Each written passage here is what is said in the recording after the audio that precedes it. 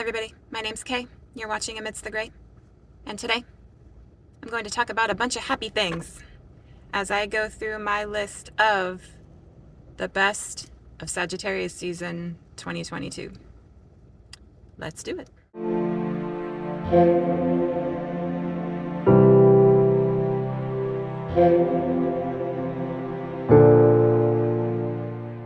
I had to leave my house today. That whole leaving the house thing, it's really overrated, but sometimes you just have to do it. But I had some errands I needed to run, and so I was just out and about, and I thought, well, maybe this might be a good time to go and find a place to park and review my best of Sag season 2022, because I have a list, I just haven't made the video, so here I am making the video. It's like 3:30 in the afternoon while I'm filming this, and the light is dwindling rapidly, so I'm really hoping to finish this before I become difficult to see. This is going to be my, I suppose, equivalent of a monthly favorites. I love watching monthly favorites videos, or videos kind of that persuasion, just because you never know what people are going to come up with as far as what they liked and enjoyed and experienced, and things like that. I'm working very heavily with seasons this year, and which is a practice I actually started over a year ago, but not to the extent that I'm doing now. So I thought instead of doing monthly favorites, I would do like a seasonal favorites. And by season, I mean zodiac season. That's kind of how I'm breaking like the month equivalent down.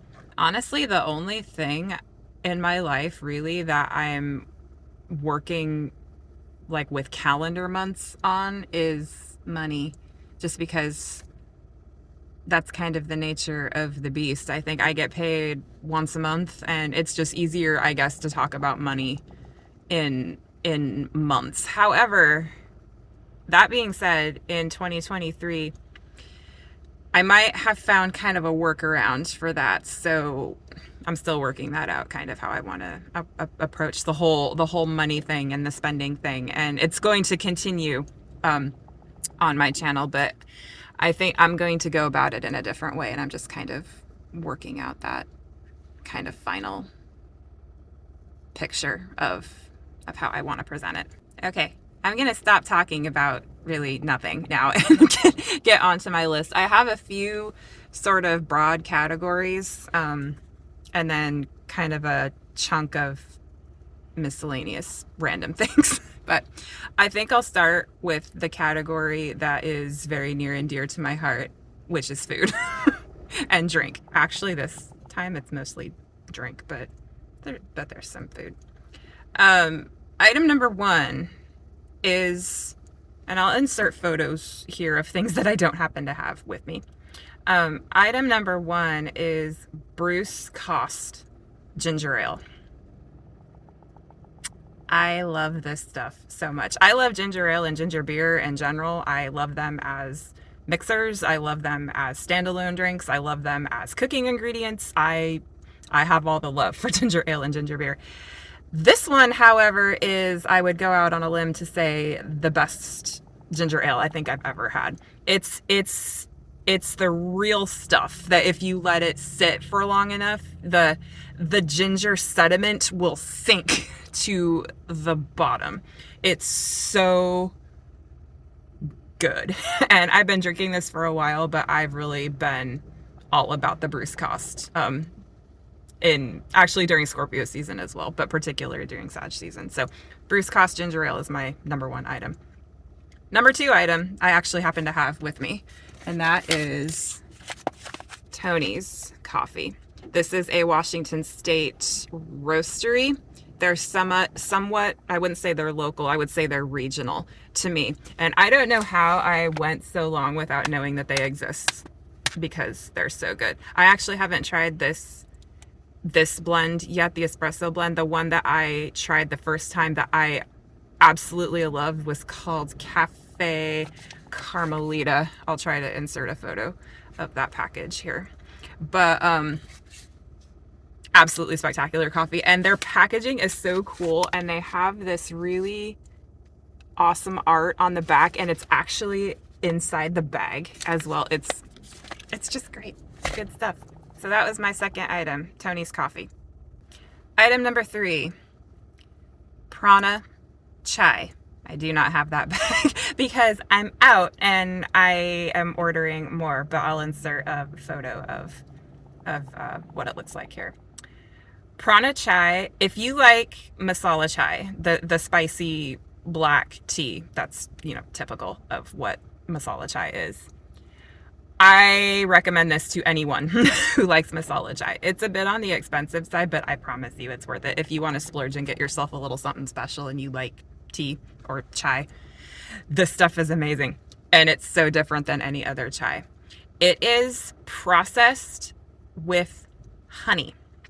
So when you take it out of the bag, it's sticky, and it says sticky chai or sticky tea right on the package. And so you know it's going to be sticky, but it's amazing, and it's just the right amount of sweetness. When you brew it up, if you want to have it just plain, you can, or you can do a typical kind of with milk or milk alternative chai, and it sweetens it just enough. You can add more, of course, but it's perfection. And I've been drinking Prana for probably 2 years. I discovered them at a tea festival with a friend when I went. It was pre-COVID, actually. The last one we went to before the world shut down, and I've been absolutely hooked on their product ever since. They operate out of Australia, I believe, but they distribute in the US through Portland. So yeah, Prana chai is really incredible. Last but not least for the food category is Thanksgiving. I mentioned it. Oh, what video was it? My human design part 2, my authority video. I mentioned, because it was Thanksgiving when I filmed that video, and I talked about my love of Thanksgiving food. And yeah, my love of Thanksgiving food is strong. All the things. I love turkey. A lot of people don't like turkey. It's just not their thing. I freaking love turkey. I would eat turkey every single day if I had it available to, like, right off the bone, bird kind of turkey. If I had it every single day, I would be a happy camper. So turkey, sweet potatoes, cranberry sauce, all the things. Thanksgiving are like my favorite things. Thanksgiving. That was my final food item. Next, I think I'll do TV, because TV was kind of a thing for me during Sagittarius season, and it often isn't. I watch so much YouTube that I often just don't really watch a whole lot of other things, but Sag season was a bit of an exception. Item number 1 for TV was the Doc Martin series finale. I cried because it was over, but I loved it. I loved it so much. If you're not familiar with Doc Martin, it is a show based out of the UK. Martin Clunes plays the title character, and who is a former vascular specialist from big city, like London surgeon, who left surgery because over time he developed a blood phobia. So surgery is not a good thing to do if you have a blood phobia. So he quit surgery and became a general practitioner, a GP, in a very remote, out of the way Cornwall village where he spent a lot of his childhood. And of course, this village has a lot of really ridiculous, over the top characters that are just so great. And Martin Clunes is so brilliant, and he played that character so well. The character personality, like, think House MD, but even more of a curmudgeon. It's just so good. And it was the 10th season, I believe, and it was the last one, and it's over, and I'm bummed, but I loved that. I liked how they ended it. I thought it was very fitting. So Doc Martin, item number 1 for TV. Item number 2 for TV, the new season 23, I believe, of Midsummer Murders. Yet another British show. I have a thing for British TV. Fun fact about me. So Midsummer Murders is essentially, it's one of those shows where it takes place in kind of this inconsequential rural county, and yet every murder in the universe seems to occur there. You know, kind of like Murder, She Wrote, but in the UK, sort of. And again, it is also a bit over the top, and it also has one of the most interesting theme music that I think I will ever hear from a TV show. It's unmistakable, and once you hear it, you can't unhear it. But I love Midsummer Murders. I get a kick out of it, and it makes me happy. And season 23 just started. It was a couple of days before Capricorn season started is when I saw it. I think it was out before that. So technically it was Sag season. So beginning of Midsummer Murders. Say that 5 times. Season 23. Item number 2. Item number 3 for TV is Wednesday. I could probably do an entire video just on my love of this show. And I didn't watch it like right when it was released. I was just like, yeah, whatever. And finally, I was home over a weekend. I wasn't feeling that great. The germs are real this year, people. Yeah. But I was just like, okay, maybe I'll watch this. Maybe I'll watch an episode. I friggin' watched the entire thing in one go. I think it was 4 a.m. when I turned my TV off. I love that show. Wednesday is the show that I did not know I wanted or needed. It's just one of those things. And the cast is fabulous. And I'm sorry if you hate Luis Guzman, is that his name, I think, as Gomez. I thought he was brilliant. He's very much in line with kind of the original idea of the character. And don't get me wrong, I love Raul Julia. I'm a 80s, 90s baby. You know, I grew up with that casting. But I always thought for Gomez, Raul was a bit too suave, maybe. Played a great character. But I don't know, it just didn't fit for me. But Guzman, on the other hand, I think he's great. I think he's really great. And I would have liked to have seen Guzman and Angelica Houston. I think that would have been really spectacular. But I think Catherine does a pretty decent job. And I just love this show. And by extension, the band The Cramps. I do not know how I lived to be the age that I am without knowing that this band is a thing. They are everything I love. Just the whole vibe of their music is just, it's everything I love. And I don't understand how I didn't know about them until this show, but I've been educated. So yeah, I could go on and on about Wednesday, but I'd be here forever and I still have things to do. so I'm gonna move on that. But yes, item number 3 for TV, Wednesday. Next, I'll move on to books and kind of miscellaneous media, I suppose. Books wasn't a standout category for me this season, and I don't exactly understand why. I think it's because I did a lot of dabbling. Instead of just reading like 1 or 2 things kind of just consistently, I dabbled in a lot of different texts. I have done for the past, like all of autumn 2022. I was very much kind of dabbling, and sometimes I just need to dabble. And I did the dabbling a lot. But for Sag season, the one that I dabbled in that really stands out is The 64 Ways by Richard Rudd. It is essentially an extension of his original Gene Keys publication.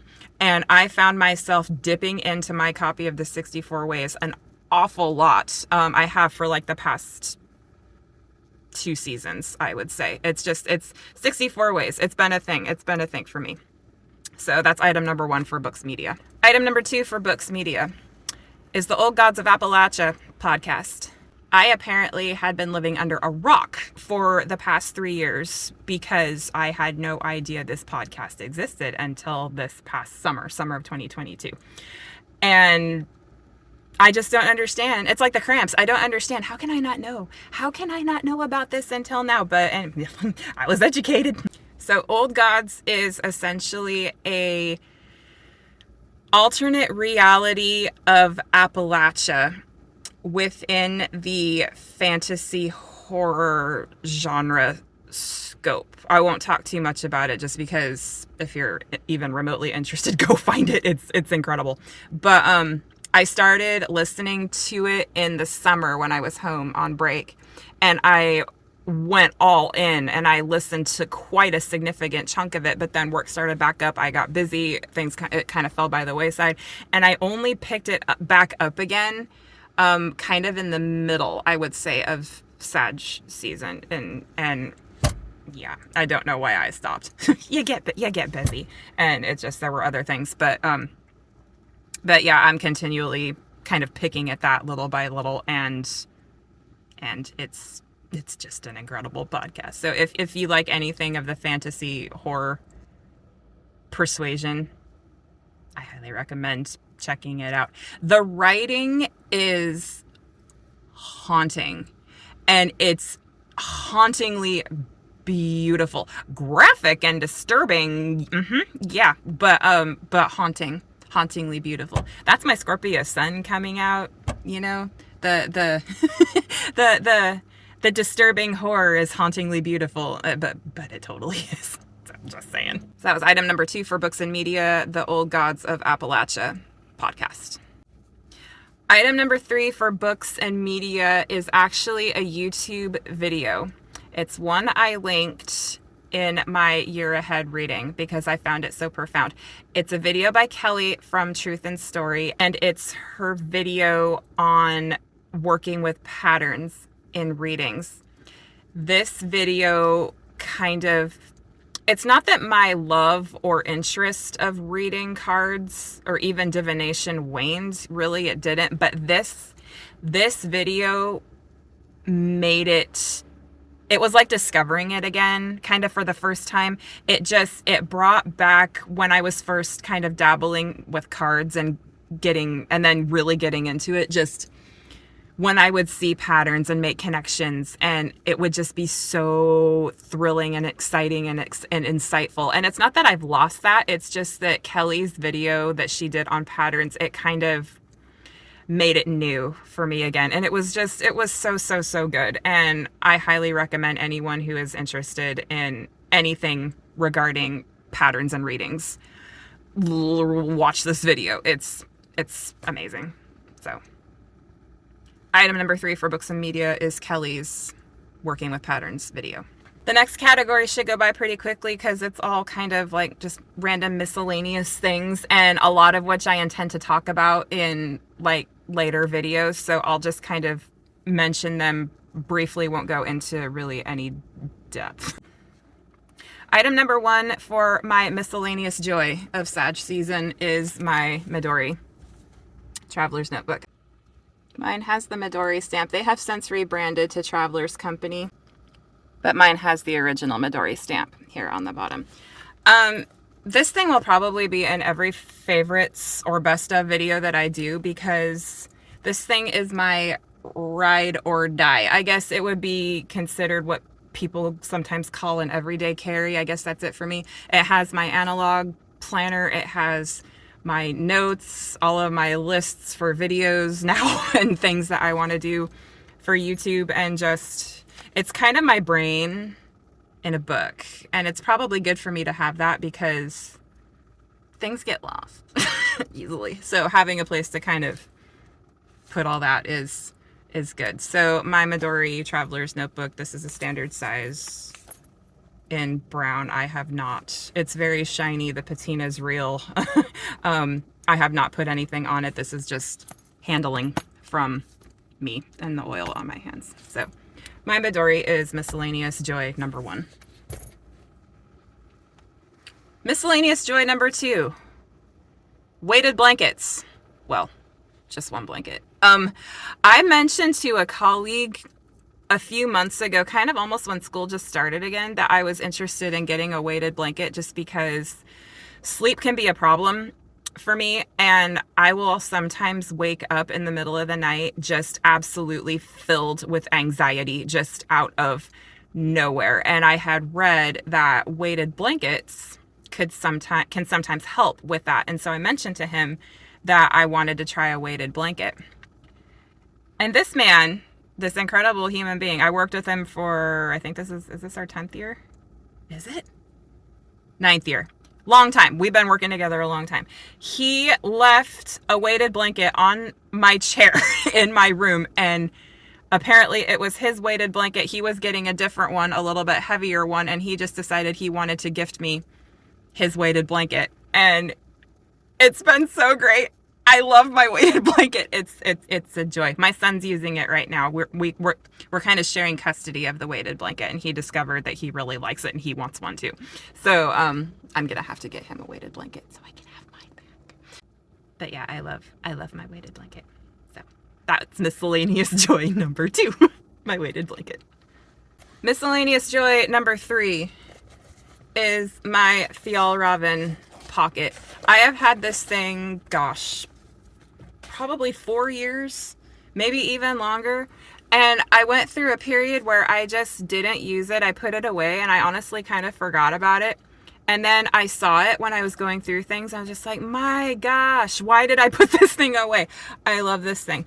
It's essentially like a big external pocket. It's a teeny tiny bag. It can fit under a jacket. So, or like if you're flying, it can go like really snug up against you. And it's just roomy enough for like some basic things. So there's like my wallet, my zipper wallet from Galen Leather, and like my wallet extension. And my phone can even fit in here if I reorganize everything just so. And it's got a pocket inside here. It's got a pocket it's a pocket within a pocket, and it has another pocket right there. But yeah, this thing has just been so handy, and I don't know why I put it away, and I just love it so much, and this will probably be featured regularly as well. So my Fjallraven pocket. If you're not familiar with Fjallraven, you might be familiar with the Konkin. It's a very, very easily recognizable backpack with the little red and white fox kind of emblem. That's them, but their little emblem for the pocket is just different. So the Fjallraven Konkin is a pretty popular backpack. But yeah, this is the pocket, and I love the pocket. So that was miscellaneous joy number 3, the Fjallraven pocket. Miscellaneous joy number 4 is, I happen to have this with me too, is my Queens and Monsters perfume by Henry Rose. I'll probably insert a better photo here just because the bottle's clear and it's hard to see. I mentioned in my very first video how I'm not a makeup person. I don't wear makeup like ever. Like maybe once or twice a year, if that, just depending on what's going on. But I'm a barefaced girl. And a lot of it is a tactile thing. I don't like the way makeup feels on my face. It's like I go through, if I have it on, I just want to like peel the skin on my face off. So part of it is a tactile thing. Another part is it's just expensive, you know, and there are so many other things I would rather spend my money on than that. But that's just me personally. I know a lot of people are makeup people, and that's great. You do you. It's just not a thing I love. Perfume, on the other hand. Yeah, it's a thing. And I think that's my Taurus ascendant. It's very I like the sensory, tactile, nice little smelly things and food that tastes good, and that's my Taurus rising coming out, I think. But I've had a couple by them, and this is by far my favorite one.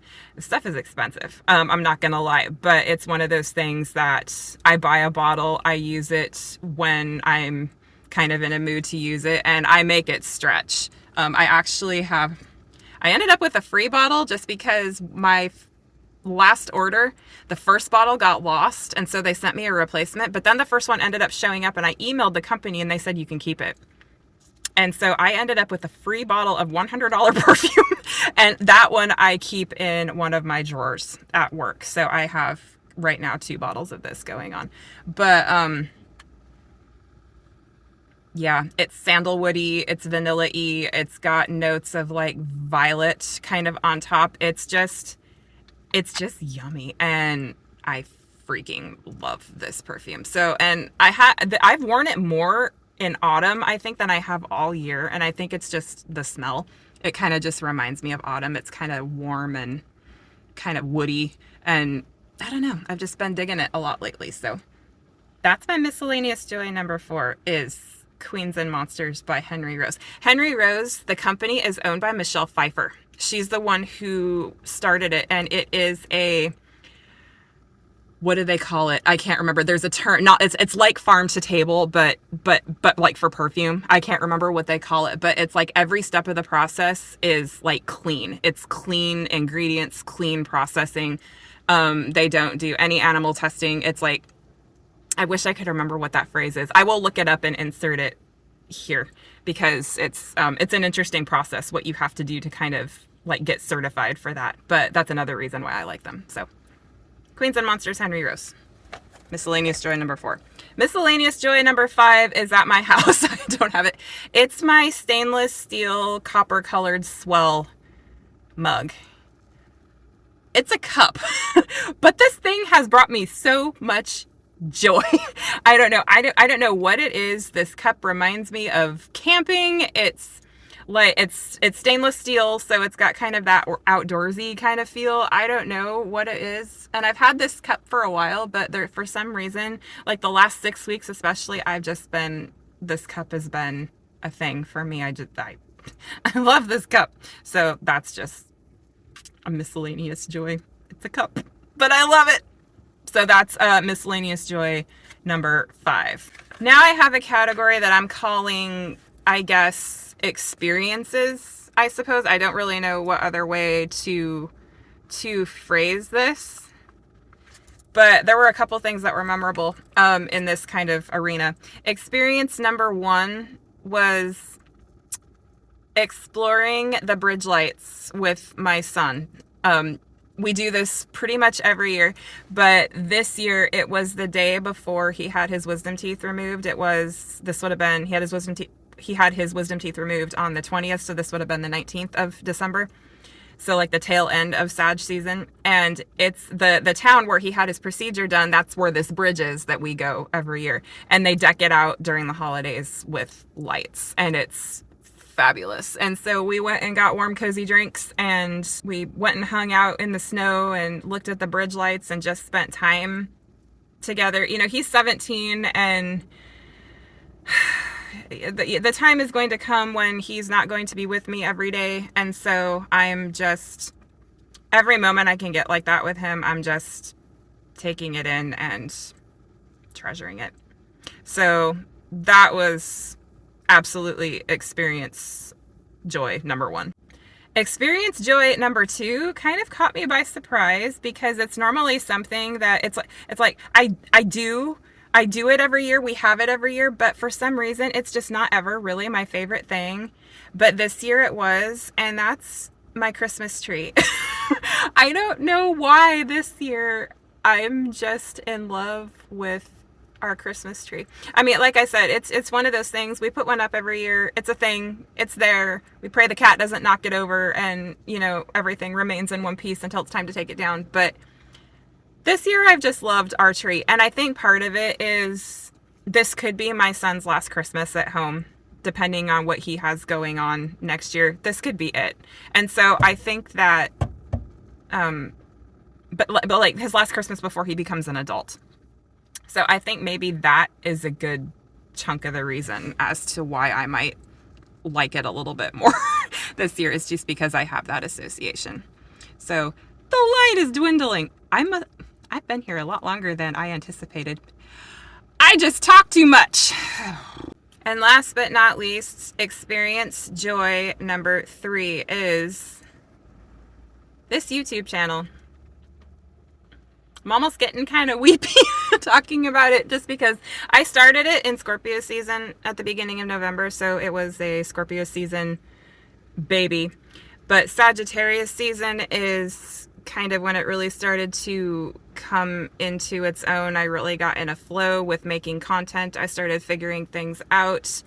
I just got very excited about everything, and I'm still excited about everything. I'm so excited about this channel and what I'm going to do with it, and it's been such an absolute joy having this channel and meeting new people and having conversations and seeing decks that I've never seen before. And oh, I have a deck joy that I forgot. I'll bring that in a minute. But yeah, it's just been amazing.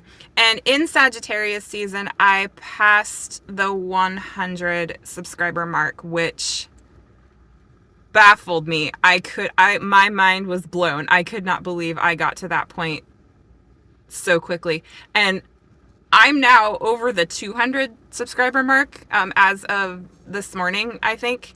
And I'm so grateful. And it's just so amazing, and I never anticipated this growth this quickly. So thank you, everybody. You guys are just making this whole process so enjoyable, and I love creating content, and I'm going to keep doing it. And I've gotten so much encouragement from so many people to please keep making videos, and rest assured I will keep making videos. I don't have any intention of stopping anytime soon. I have so much in the works, and I'm really excited about it. So yeah, my channel is Experience Joy number 3 for Sagittarius season. It's been a trip, but it's been a fantastic one, and like I said, I'm just so grateful. So thank you very much. Okay, I still have 2 more errands to run, and it's like practically dark. So I need to go. And I think, oh no, I said I was going to cover my deck joy. My deck joy is the Tempest Tarot. I'll put a picture of it here. The Tempest Tarot, if you watch my year ahead reading, that was the deck I used. But I spent a solid chunk of Sagittarius season just holding it, looking at it, shuffling it, just handling it, you know, kind of becoming one with this deck that I was going to do my year ahead reading with.